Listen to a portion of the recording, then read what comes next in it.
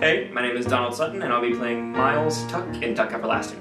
Hi, my name is Ryan Duda, and I am playing Jesse. My name is Michael Gravois, and I play the role of Angus Tuck.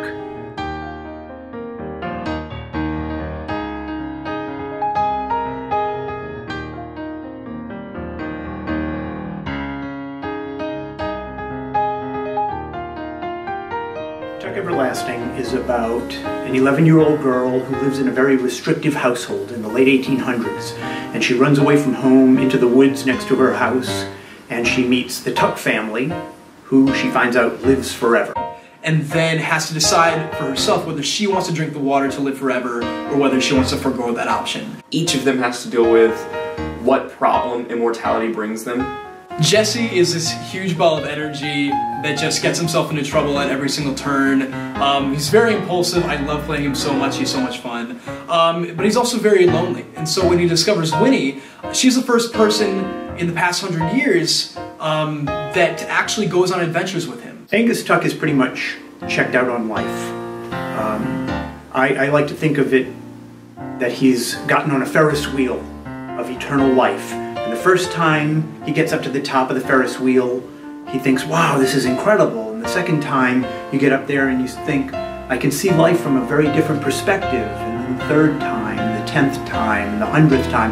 And after 1,000 times around this Ferris wheel, he starts to think, you know, I'm moving, but I'm not going anywhere. Miles Tuck is happy for approximately 2 minutes in the show, and that's the first 2 minutes of the show.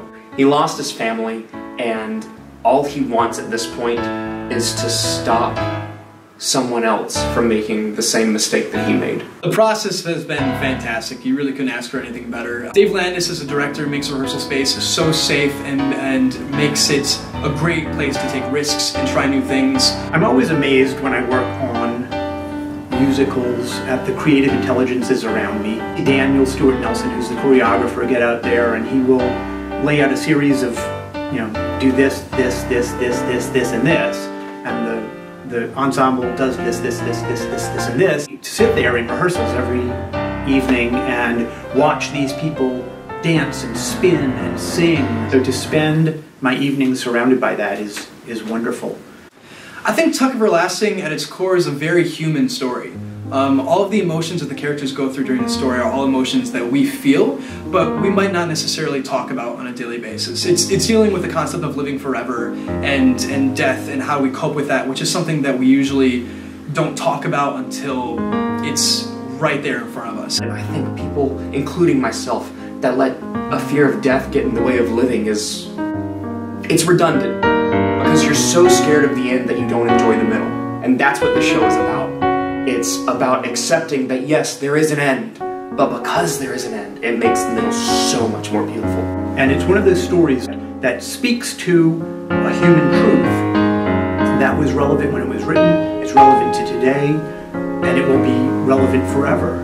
We experience joys and sorrows, and loves and losses, and births and deaths, and we have to accept all of that. And not only accept it, but embrace it. Tuck Everlasting is beautiful because it's a timeless story. Anyone can relate to it, young or old, with the concept of living forever and the beauty that is the human life. I think our production really captures that. I tear up every time I watch it, and it's not tears of sadness, and it's not tears of joy, it's tears of recognition, because it epitomizes why we're alive and what we hope to get from life. It's the beauty of life and the acceptance of death. I think because of like all of that coming together, so like material, people working on it now, and the way that the audience will take it, all of that together is what makes it beautiful.